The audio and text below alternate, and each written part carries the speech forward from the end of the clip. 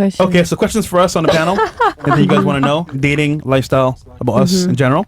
Anything at all? Questions for you guys? I don't have any questions. I mean, What are your ambitions in life? tonight was really different, though. We could go in a Go circle. Go once. Okay. Start here. I don't have any questions. I don't. Well, what'd you write down? Did you write something down? No. Oh, maybe. So you guys had no questions at all? I have a question. Oh, We didn't write anything down. We didn't write anything down. Oh, y'all didn't. Okay, Oh, so that's why. Okay. You never All right. told It's still us gone, to. though. You were gonna say something? Yes. So never mind. It was never gone. You were gonna say. Go ahead. What do you want to say? So it's a question for both of y'all, right? Yeah. Okay. So let's talk about. All right. So I want to ask you a question. All right. What do you guys think about this passport bro thing? About the men flying out the country to find women who they think are more wifeable. Feminine? Well, yeah. Fresh, you want to take it first?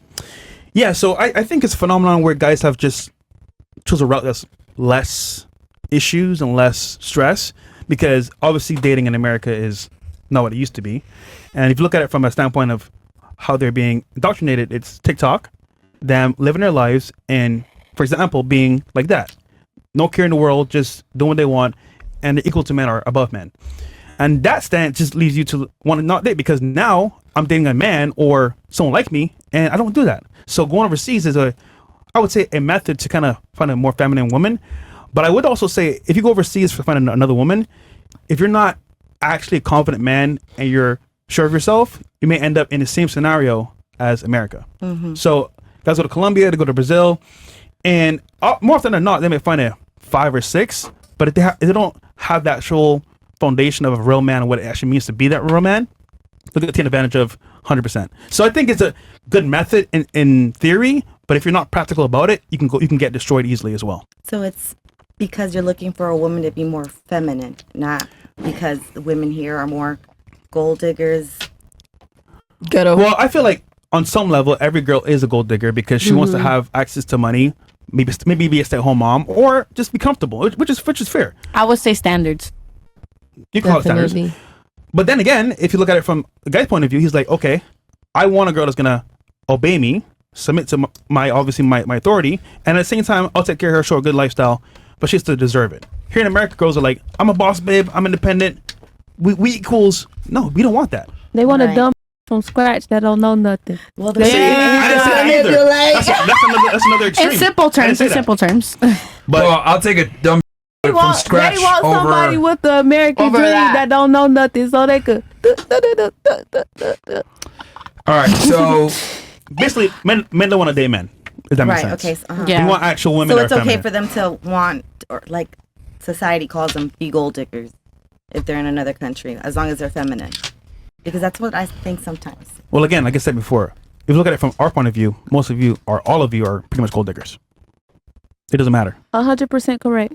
As you say, some have a bigger shovel than others, but you're still holding I the mean, shovel. everybody nowadays is materialistic in their own ways. Some just have Well, a way of it's showing survival because you want to actually have a good family that's No, most financially definitely, secure, most so I definitely. get it. It's fun. It's survival at best. So So here's the thing. When it comes to this whole passport bro movement, it's a pretty valid response to the degradation of Western women, right? And what I mean by this, I wrote down 3 things why a lot of guys leave the United States.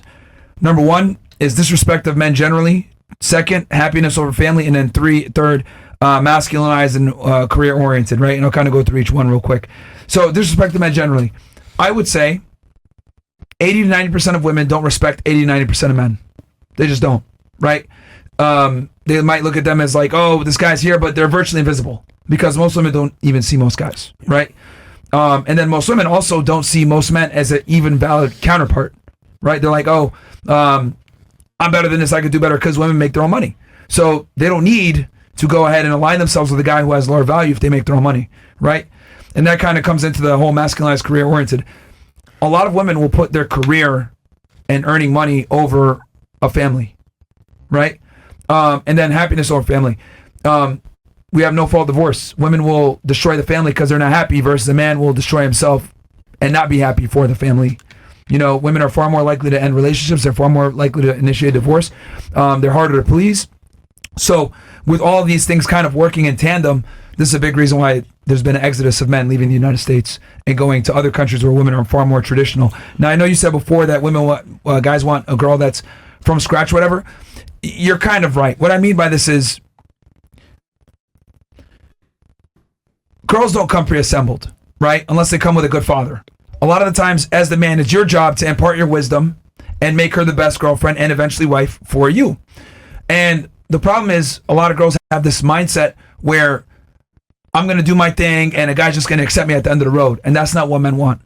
There's a reason why men prefer younger, fertile, and more impressionable, because we're supposed to be the leaders. So if I'm supposed to be the leader, you need to be able to follow my lead. But the problem is that a lot of women are told and think that they should be the leaders in a relationship, and it doesn't work that way. So basically, we have a kind of a dating marketplace in the West where a lot of guys are like, you know what?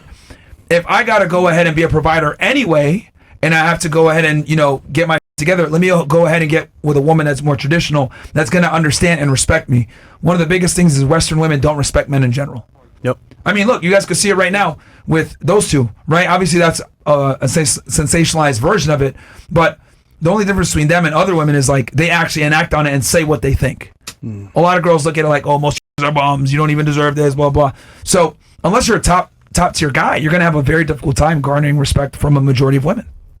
Like, that's just kind of what it is, because women make their own money. So since they make their own money, a lot of guys don't qualify. Since a lot of guys don't qualify, they feel as though that they're better. Could you imagine your husband or your guy, you make most of the money, would you respect him 100%? Let's be real here. You're making most of the money, he's depending on you to support the family. That happened to me already. And where's he now? He's not in my life because we weren't in alignment. But yes, I took care of him when he was down, and I still respected him because it was just a season of his life that he was down. Did you initiate the divorce? I did. And that's what I mean. Yeah. Like, that's like a very common thing. And I'm not saying that to pick on you, but like women overwhelmingly initiate divorces and breakups. We had a guy we did a video reaction to. He married this woman. He had a thriving channel on YouTube. He did Yu-Gi-Oh cards, like the card games, whatever. And she hated that. She's like, you know what? Don't do that no more. Be a real man. Go to school. He did what she said. Went to school. Dropped the card game. Sold his channel. You know what she did? Divorced his ass. Why? Because she said to him, okay, well, you know what? You're doing better now. You can find some more hobbies, right, babe? You know what he did? All right. I love Yu-Gi-Oh. I'll go back to it. Divorced his ass. And again, he was actually... He also made less money doing a 9 to 5. Yeah, exactly. Made less money and is catering to her versus being the man and saying, this is what we're going to do. So having that control and having that respect goes a long way. Yeah, I mean, as a guy, you don't want to get with a girl or a woman and she doesn't listen to what you say. Like, there's, whether it's Islam, Christianity, Judaism, whatever, all of them say you're better off, what is it in the Bible? You're better off living on the roof of your home in the corner than sharing a home with a quarrelsome woman. Yeah. So, and how is it that every different civilization and religion and group of people understood that, masculine quarrelsome women is a problem?